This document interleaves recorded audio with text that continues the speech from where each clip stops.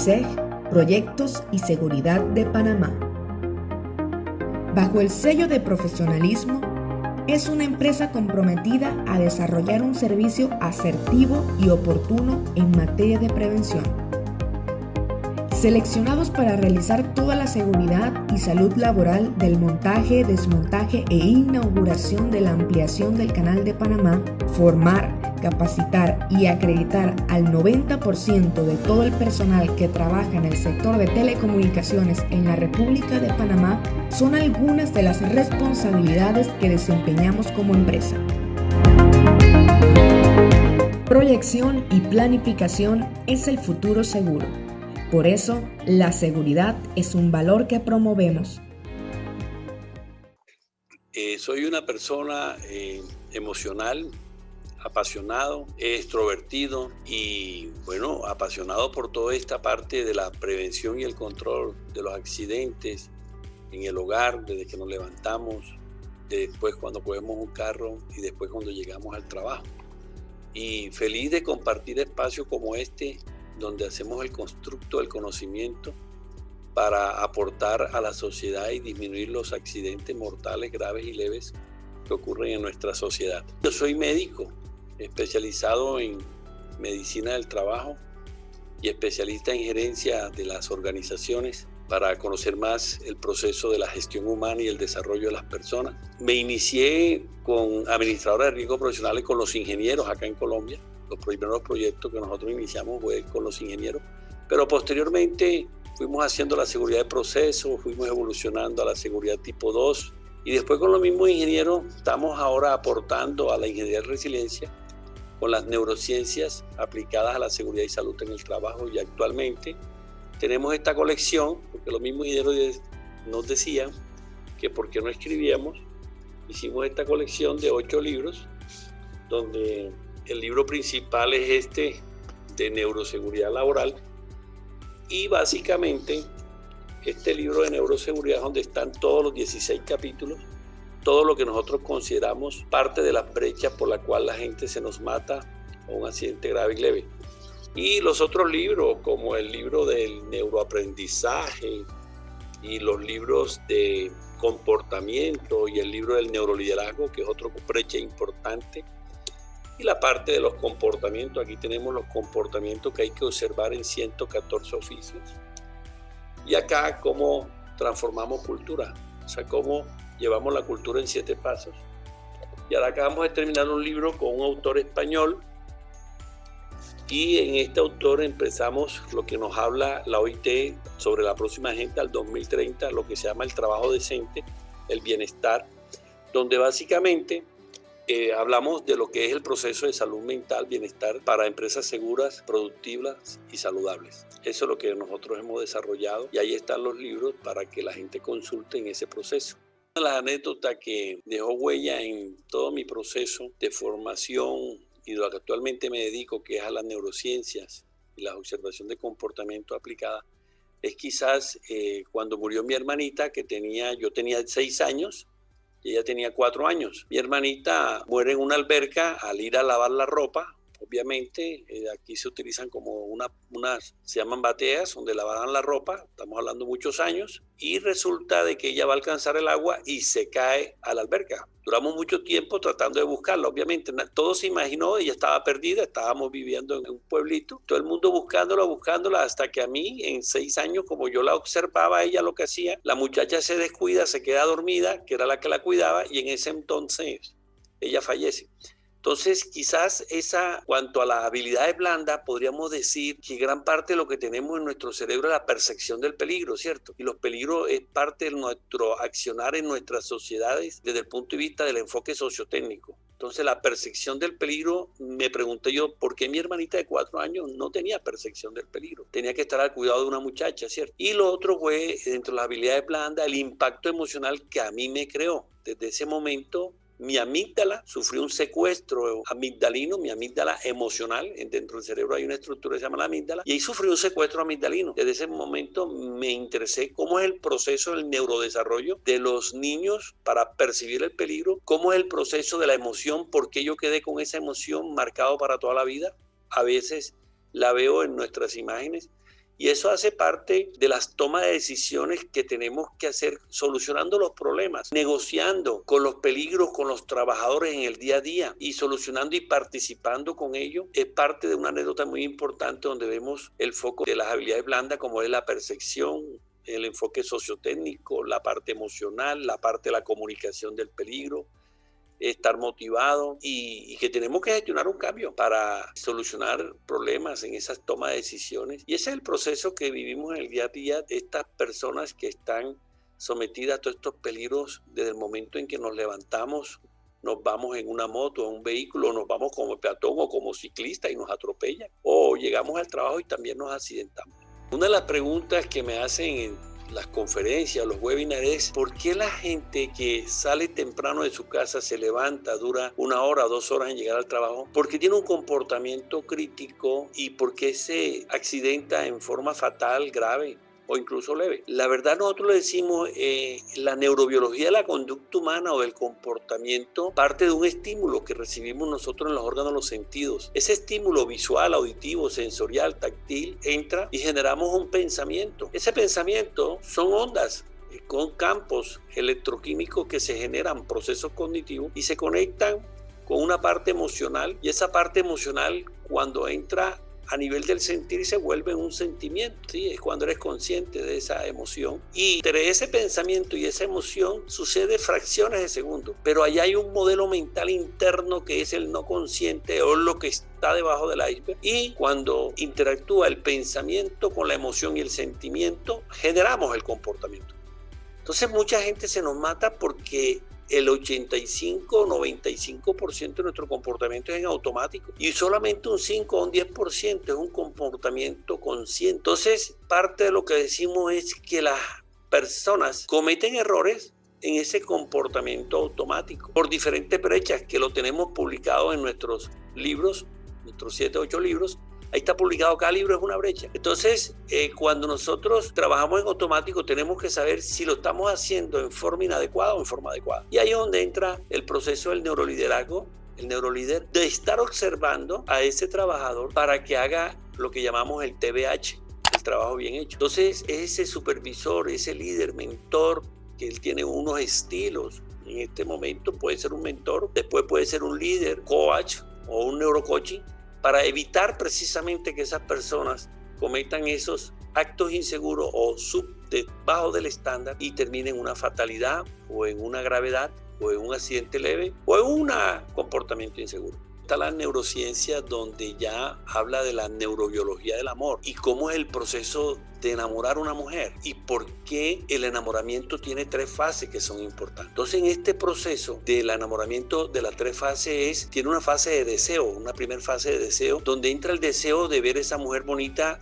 y me llama la atención. Ahí entra un neurotransmisor que es la dopamina. Ella actúa a nivel de entre neurona y neurona haciendo una acción, ¿cierto? Una parte de neurotransmisora química y eléctrica, y después pasamos a la acción, y es cuando ya nos acercamos a ella. Cuando nos acercamos a ella es porque el cuerpo se tiene que mover y nos lo mueve otro neurotransmisor, que es el segundo que entra, después la dopamina, que es la noradrenalina. Cuando nosotros nos acercamos a ella y la estamos viendo en el café, que nos acercamos y hablamos, ya tenemos un poquito de placer que nos lo da la dopamina, que la dopamina es la hormona del placer, ¿sí? Y eso es un mecanismo de neuroelectroquímico. Entonces, cuando ya empezamos con ella, hasta que al final galanteamos y seguimos conversando, entra la segunda fase, que es esa fase como de apego. Y ahí se libera un neurotransmisor importante, que es la oxitocina. Y esa oxitocina, que es la que produce la madre cuando le da la leche al niño, al bebé, y por eso el niño busca el seno de la madre, porque ahí está la oxitocina, ese es el apego. Y ahí entra la fase la segunda fase, donde tú dependes de esa persona, y es esa fase de que vivimos en 6 meses, 2 hasta 3 años, que hay un apego hacia esa persona que la trajiste. Y después de esa fase de galanteo viene el logro, que es la serotonina, que es el éxtasis de la felicidad. Entonces la serotonina es la hormona de la felicidad. Entonces, en ese galanteo, la segunda fase, viene todo eso, y después viene una tercera fase, donde sigue el apego, pero un apego hasta que terminamos la relación. Las personas que nunca terminan esa relación, que duran 30, 40, hasta que la muerte los separe, es porque han desarrollado ese apego durante todos los días de la vida. Las personas que no desarrollan esa oxitocina en forma permanente son las que terminan separándose. Entonces, más o menos así como funciona la neurología del amor, así funciona el accidente de trabajo. Yo siempre he dicho que los trabajadores tienen que tener un nivel de activación, o sea, tienen que tener placer, pasión por el trabajo. Y tienen que estar en un nivel de equilibrio biológicamente hablando, electroquímico de sus neurotransmisores. Pero tienen que tener una acción, tienen que estar alerta, tienen que estar en atención. Pero también tienen que tener una recompensa. Y por eso hablamos de la recompensa del trabajador. Y entra la organización a mirar cómo recompensamos a los trabajadores.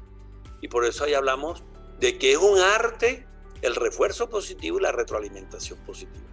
Porque el cerebro es social, es que recuerden, el cerebro es social y por eso la pandemia nos ha dado duro. En el caso mío, llevo un año confinado. No he visto a mi familia, que están en otras ciudades después de Bogotá y Medellín. Entonces el cerebro social nos ha dado y por eso el 50% de nuestra población va a estar afectada en los próximos años por efecto de la pandemia. Porque el cerebro busca placer, busca recompensa y huye a la amenaza. Son dos polos. Entonces el polo básicamente es la recompensa y la amenaza. Y el cerebro siempre va a buscar la recompensa, esa es la dopamina. Entonces necesitamos trabajadores dopaminizados, como en el caso de ahora ustedes están dopaminizados porque me están escuchando en otros países, diferente a Colombia. Y están dopaminizados porque tienen la expectativa de lo que yo pueda transmitir para que su cerebro cambie la plasticidad. Y eso es lo que Eric Kandel gana el premio Nobel de Medicina, cuando él logra demostrar cómo la neuroplasticidad inducida es lo que genera el aprendizaje y él mira cómo la dopamina entra neuroelectroquímicamente a la neurona, cambia el RNA ribosomal. A propósito que estamos hablando de vacuna RNA, eso funciona de esa forma, cambia el RNA de los ribosomas, actúa sobre el núcleo y se forman nuevas neuronas, neurogénesis en el hipocampo o en otras estructuras, se forman nuevas neuronas, ¿sí? O se forman nuevas sinapsis. Y son las diferentes sinapsis, esa es la neuroplasticidad. Entonces, el éxito del aprendizaje de los trabajadores está en que ese neurolíder mentor les enseña bien los procedimientos, pero hablando y conversando en una forma muy amena para transformar a esa persona y ella se vaya transformando en ese aprendizaje a través de la neuroplasticidad y de todos los procesos de los neurotransmisores y de la corriente neuroquímica y eléctrica, que es lo que necesitan las neuronas para estar activadas y alertas.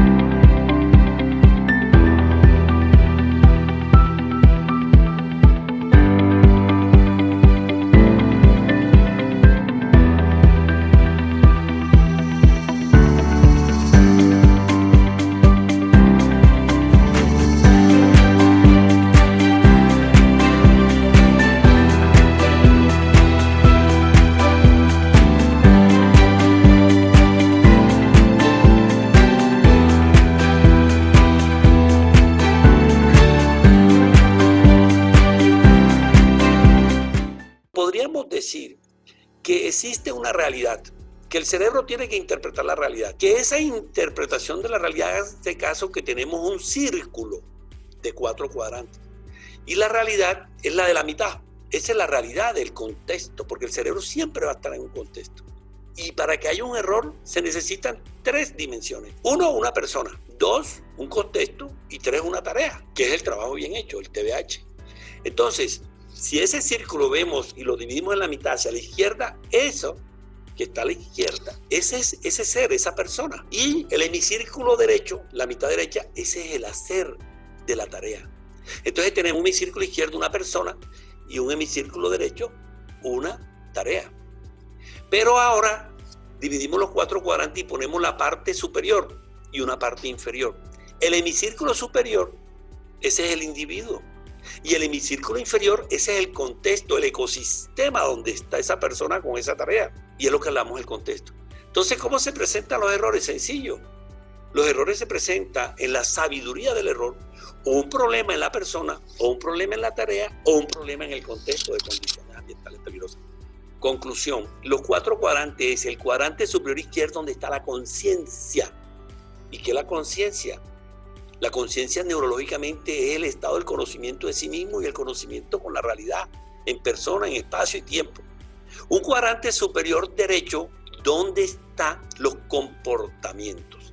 Entonces, por eso me gustaría, donde hablamos de la conciencia, y aquí en este libro hablamos de la conciencia, que es las neurocompetencias y la neuroseguridad, y el sistema de valores, lo que llamamos el sistema BAC, donde están los valores, las actitudes y la creencia, aquí está explicado en el libro. Un sistema de comportamientos, donde aquí está en este libro los 114 comportamientos por oficio, básicamente, y esos comportamientos los explicamos en ese cuadrante superior derecho a través del neuroaprendizaje. Y ahí tenemos toda la parte superior. Pero también hay una brecha, que es esta, que es la empresa neurosaludable o la persona neurosaludable. Recuerden que la OIT nos habla de trabajo decente y también nos habla en la Agenda del 2030, aparte de un trabajo decente, un bienestar físico, mental y social, que está en la Agenda 3 y el punto 5. Entonces ese bienestar es una persona de estar en equilibrio neurotransmisores y un equilibrio químico, de que se dispare bien el neurotransmisor, dopamina, noradrenalina y serotonina. Y ahí van 4 brechas. Y terminamos con las brechas inferiores, que es, en el punto central está el neurolíder del siglo XXI. ¿Y qué es el neurolíder? El neurolíder es el que va a transformar el cambio en la organización, pero también se tiene que transformar primero él, porque yo no puedo transformar personas si yo no miro cómo soy yo. Y después que mire cómo soy yo, entonces está cómo me siento, porque en el comportamiento es de acuerdo a cómo me siento. Y por último, cuando ya yo me conozco como neurolíder, que estoy en el cuadrante superior izquierdo, que es la conciencia y el sistema BAC, entonces yo sí puedo transformar a los demás. Y entonces aquí está el neurolíder del siglo XXI, está todos los procesos que tiene que saber en este librito. Pero una pregunta, en el cuadrante superior izquierdo, ahí van 5 brechas. Ahora nos faltan las 2 brechas más importantes del ecosistema, que es la cultura. Entonces la cultura aquí está en 7 pasos, cómo transformamos una cultura. Ahora, ¿qué es la cultura? La cultura son percepciones y personas, son valores, son actitudes, son competencias y son comportamientos que comparten un grupo de personas para darle un estilo al sistema de gestión de seguridad. Y esa es la definición, es la forma en que hacemos las cosas en esta organización, esa es la cultura. Es lo que hacemos aquí, lo que compartimos, lo que hacemos. Y el último brecha ya de cultura, en el cuadrante superior derecho está el sistema. Entonces este fue el primer librito que hicimos, porque los ingenieros me decían, pero hágame un sistema orientado a la neuroseguridad. Entonces aquí hicimos. Aquí está la ISO 45001, en 7 pasos, cómo se hace un sistema orientado a la neurociencia y la seguridad. Son 7 brechas que nos quedan para en un futuro, cuando controlemos esas 7 brechas, vamos a controlar 2.7 millones de personas muertas al año.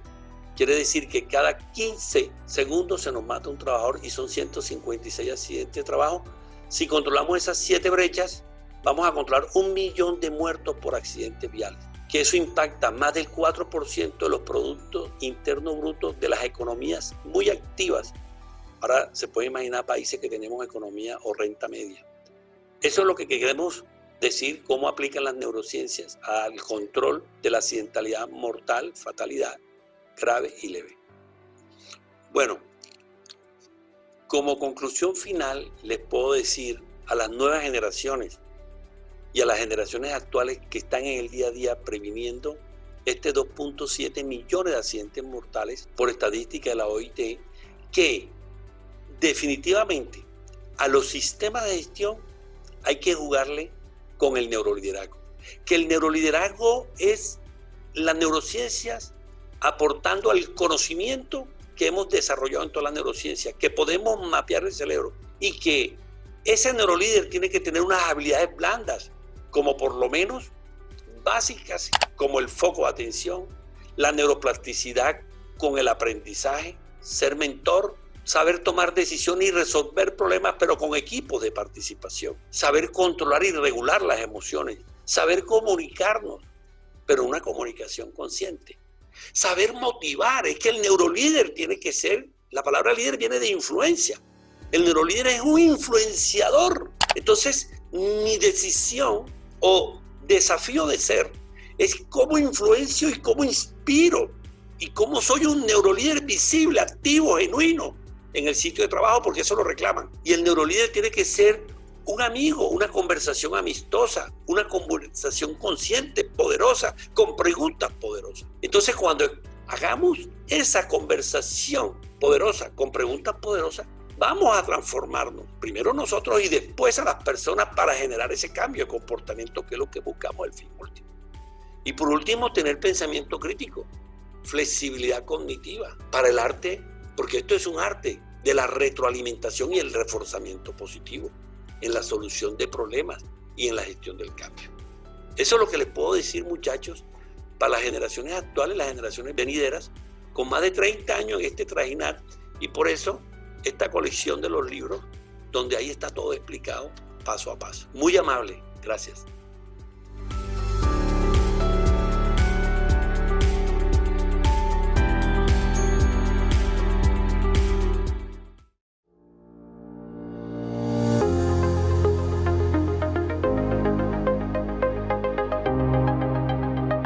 PROISEG, Proyectos y Seguridad de Panamá. Bajo el sello de profesionalismo, es una empresa comprometida a desarrollar un servicio asertivo y oportuno en materia de prevención. Seleccionados para realizar toda la seguridad y salud laboral del montaje, desmontaje e inauguración de la ampliación del Canal de Panamá, formar, capacitar y acreditar al 90% de todo el personal que trabaja en el sector de telecomunicaciones en la República de Panamá son algunas de las responsabilidades que desempeñamos como empresa. Proyección y planificación es el futuro seguro. Por eso, la seguridad es un valor que promovemos.